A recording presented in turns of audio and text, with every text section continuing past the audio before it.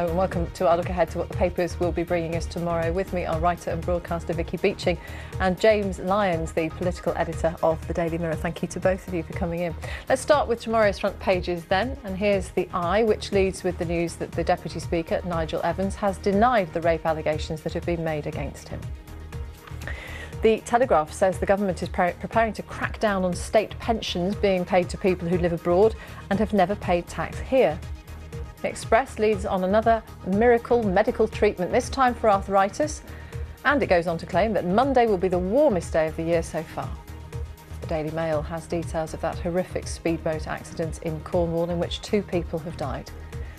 And the Financial Times says the EU is to clamp down on tax avoidance by wealthy individuals by forcing member countries to share information on individuals' investment income. So let's begin. We'll start with the Eye and this front page. Deputy Speaker denies rape allegation. Picture there with the Conservative MP Nigel Evans after holding that news conference in Pendleton today. Vicky, it seems that things have changed a bit in the way that we, or newspapers and media generally, reports stories like this. It was on the front pages this morning as well. And time was when it would have become active as soon as legal proceedings would have been regarded to have started as soon as an arrest was made. Absolutely, it is very, very strange. And I've basically spent the day listening to all these people saying great things about him. From the people in his location. He was doing his interview from the pub next door to his house. I heard from everybody, including the women from his local church, everybody saying what a great guy he is. And it's very difficult in that situation not to become slightly prejudiced, isn't it? To hear all these voices saying, he's a great guy, he's innocent. We're not able to hear from the victims and we're not able to get the other side of the story. So it just puts a little bit of a bias on it, I think. Does it concern you, James, the way that the media generally seems to have regarded it as still a sort of a free-for-all until charges are made? I don't think that's the case at all. I think that's grossly unfair on my newspaper colleagues. I think, first of all, there's always been quite a lot of give and take around in this area. I mean, the legal guidelines say that you can report things that the jury can reasonably be expected to put out of their minds during a trial, and I think nobody on a trial is going to be particularly influenced by a man saying he's innocent if he's pleading innocent at the trial. And the other thing to say is that it has got slightly tighter. The rules are changing here. But if you're talking about whether or not Nigel Evans should have been named, that's a very interesting debate because Keir Starmer, the Director of Public Prosecutions, is looking at that again now in the wake of the Savile case.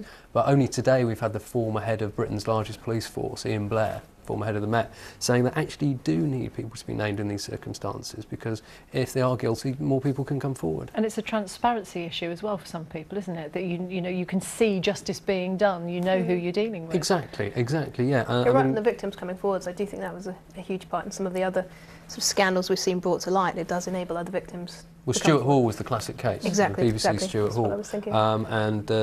Lancashire police said that one of the reasons that he pleaded guilty and didn't put his victims through the ordeal of a trial was because so many of them had come forward, and that was directly as a result of what they'd read in the newspapers. But there is the issue, isn't there? Because most of the time, victims of sexual assaults don't waive their right to anonymity, so you only hear one side of the story. And we've not just had Nigel Evans speaking up about himself today, have we? We've had other people speaking up for him. Yeah, so really prominent people as well, adding a lot of weight to the testimony that he's presumably. I think most people are pretty sensible. If you stick them in a jury box, they can forget a lot of the stuff that's happened 6 months before trial comes.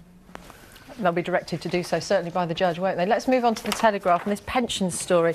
And the headline is, pay no tax, live abroad and get a UK pension. State benefit for foreigners costing us £410 million a year. How's this coming about, James? Who are these lucky people who pay nothing in but still get a pension? Well, it sounds like an absolute scandal, doesn't it? But this sounds like this is actually a very neat piece of spin ahead of the Queen's speech this week by the government, who basically want to dress up what seems to me to be a widow's pension grab as something attractive and vote-winning. The idea here is that these terrible grasping individuals haven't paid a penny in, but actually it turns out that often their husbands or wives have, and that's how they've built up their entitlement to the pension that they're being given.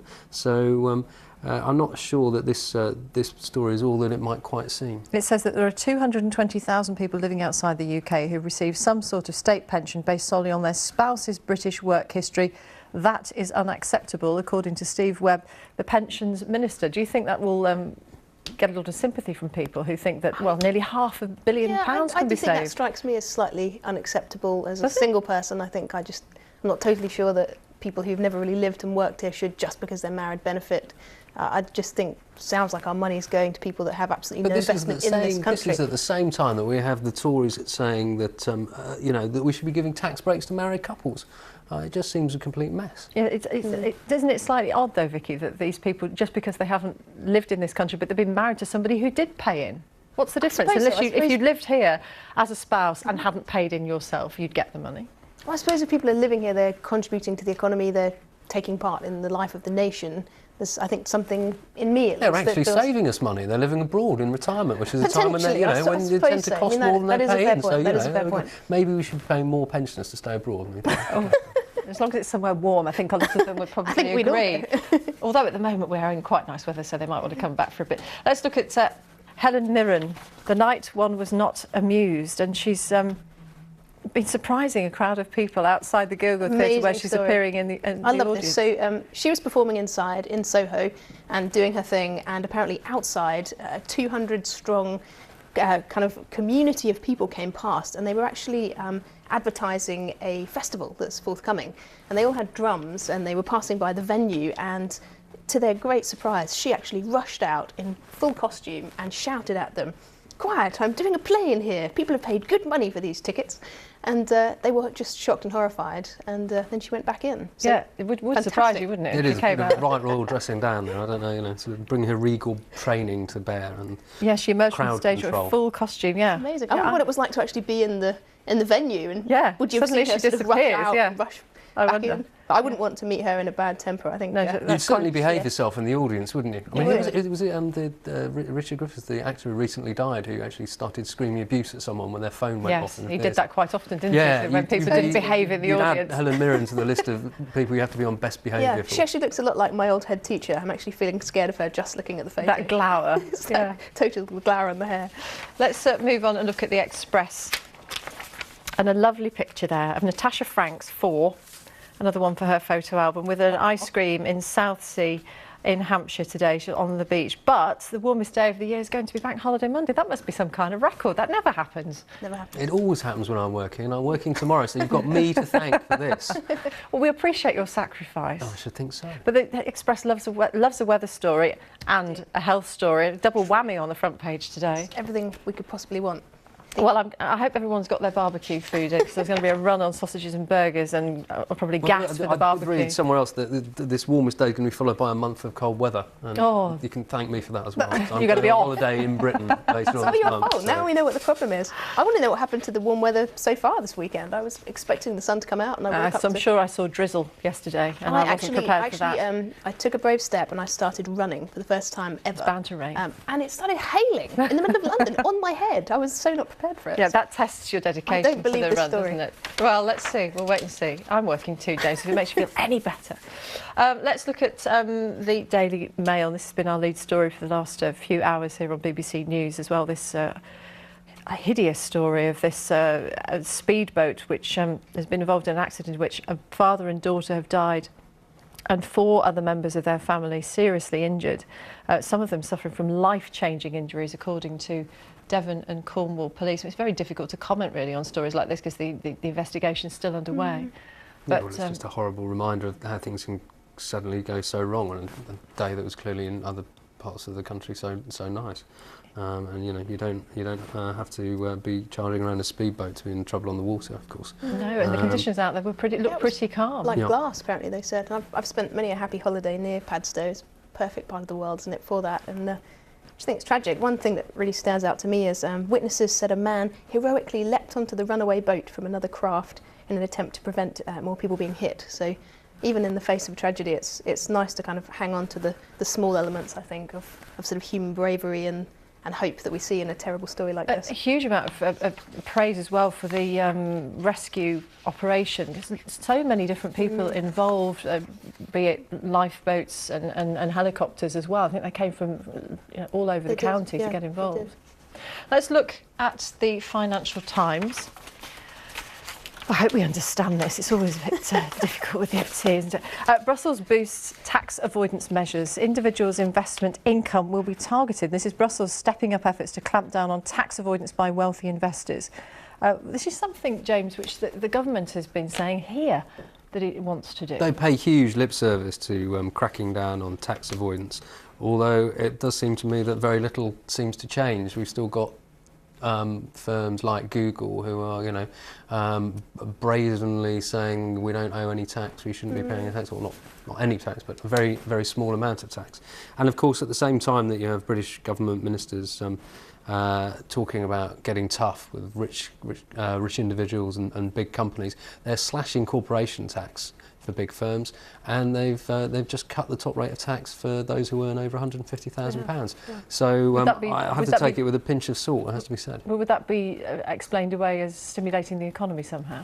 I'm sure they'd try that, but although when you suggest cutting VAT, which of course would help people a lot further down the income chain, that's always described as irresponsible and not the thing to do. So it's a global problem, though, isn't it? It's not just in this country, because it's a push to tackle the problem of tax evasion and avoidance. Because of course they always say that tax avoidance isn't illegal; it might be not morally it's not acceptable. Ethical. And a lot of us were involved in boycotting different chains, like Starbucks and things like that, and taking our custom to people like Costa. And it's almost difficult to know what to do, because we sort of rallied on Twitter around the Starbucks thing and really wanted to make an ethical statement about tax avoidance. But at the same time, so many people are doing it that it's almost impossible to know who to avoid and who not to.